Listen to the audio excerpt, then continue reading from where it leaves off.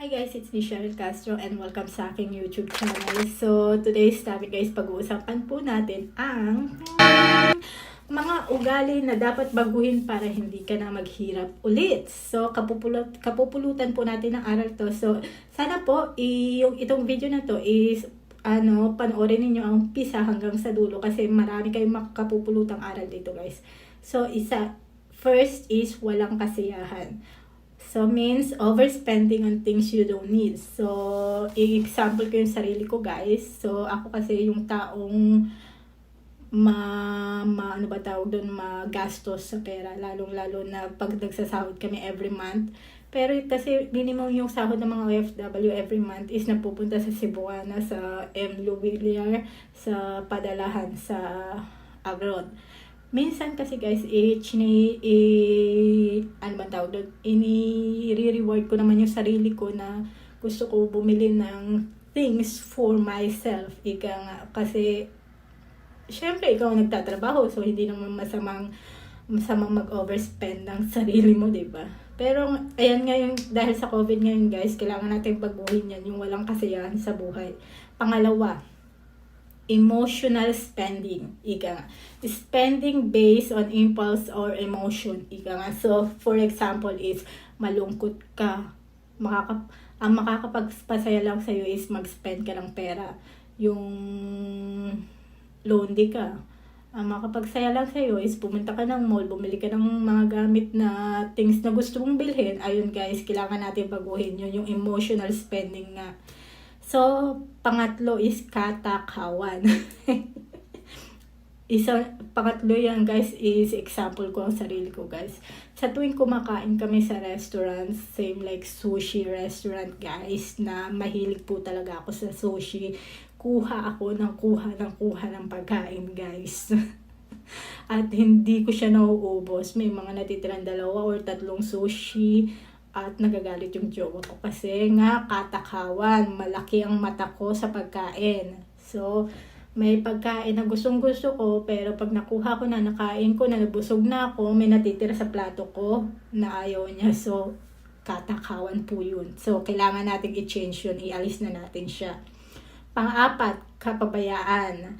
Not knowing where your money goes. Ika nga. So, pag nagsasahod kayo ng ninyo, monthly salary ninyo, hindi ninyo alam kung saan ninyo ipapasok or ipupunta.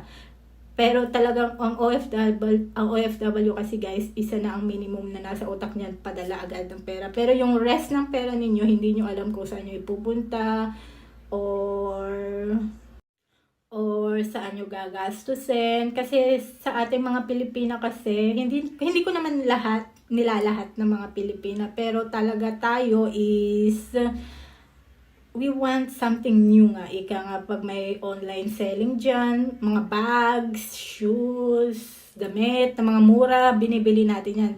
Pero ngayon sa pandemya guys, hindi na po natin kailangan yan. So, out up po natin yung kapabayaan. So, panglima, walang ipon para sa kinabukasan.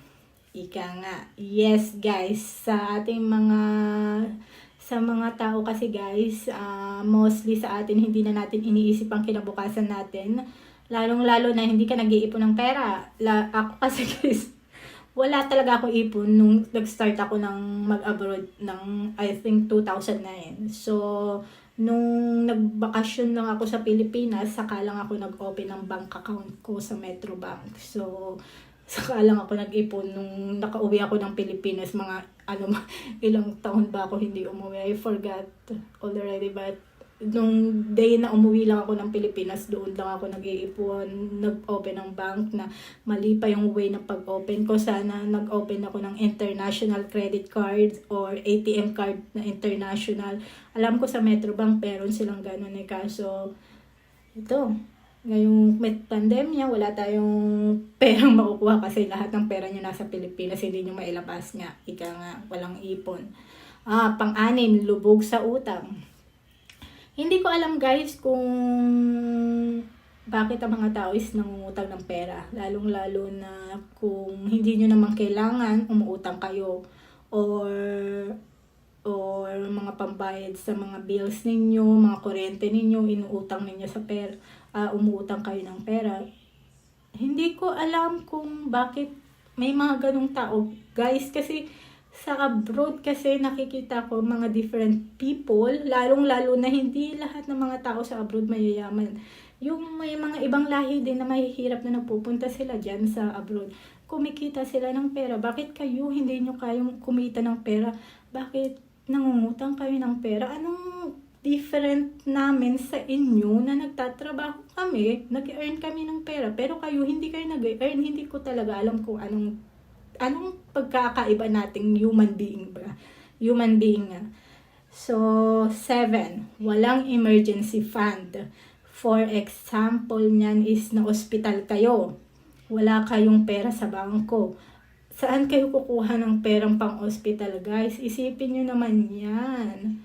So, saan kayo, kunyari na balian kayo ng buto. Kunyari na balian kayo ng buto, guys, or nasugatan kayo. Kailangan nyo pumunta ng hospital pero wala kayong emergency fund nga. Wala kayong ipon sa bangko. So, saan kayo kukuha ng pera? So, babalik tayo sa pang-anim, lubog sa utang. Diba? Ika nga.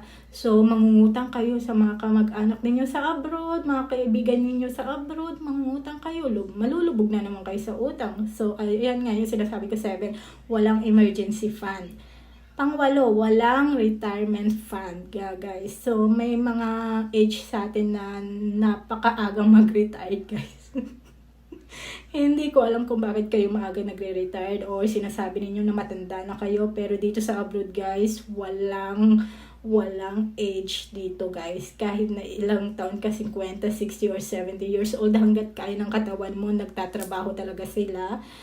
So, nakakaipon sila ng pera. So, pag nag-retire sila, meron na silang pera. Pero yung mga ibang tao, guys, wala silang retirement fund kaya nalulubog sila sa utang nga. Pang-9, nagmamadaling yumaman. Yes, guys, dito tayo nalulugi. Ika nga, pag nagbe-business tayo, gusto ninyo pasukan na ng malaking halaga.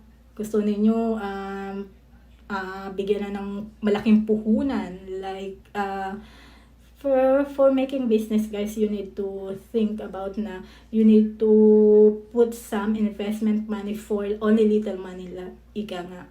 Huwag tayong nag-aapura na yumaman, ika nga. Kasi guys, pag nag-invest kayo ng malaking pera, mag-expect na kayo ng malaking balik niyan. So, kailangan nyo muna mag-start for small before big nga. So, huwag kayong masyadong ura-urada sa mga businesses. May mga kamag-anak kayo nagsasabi ng ganito, business, magandang ganyan. First of all, guys, isipin nyo muna yan ng maigi na 25 times to 3 buwan. Mag-isip kayo kasi pera yung nilalabas ninyo, guys. Malaking halaga na pera yan. Huwag kayo mag-invest ng napakalaking halaga sa isang business kung hindi naman kayo sure na mag-grow yun. Mag-invest kayo muna ng maliit na halaga, tapos tignan ninyo kung magkano ang puhunan ninyo, saka kayo huwag kayong ura-urada na, ayan, punuan agad, ganyan-ganyan, wag, guys. So, nagmamadaling yumaman. Huwag kayong magmadaling yumaman, guys. It always think about waiting nga. Passive income. So, pag tumatanda tayo, guys, nawawala ang trabaho natin. Pero lahat ng mga gastos natin is dumadami.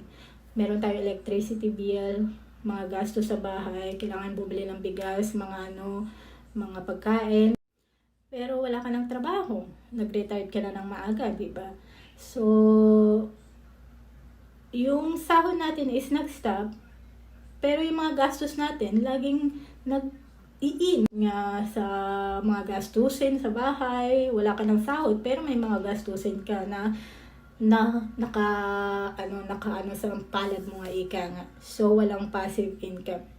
So, ulitin ko, guys, sa mga pinag-usapan natin, mga ugali na dapat baguhin para hindi ka na maghirap is, first is walang kasiyahan, 2 is emotional spending, 3 is katakawan, 4 is kapabayaan, 5 is walang ipon para sa kinabukasan, 6, lubog sa utang, 7, walang emergency fund, 8, walang retirement fund, and 9, nagmamadaling yumaman, and 10, walang passive income.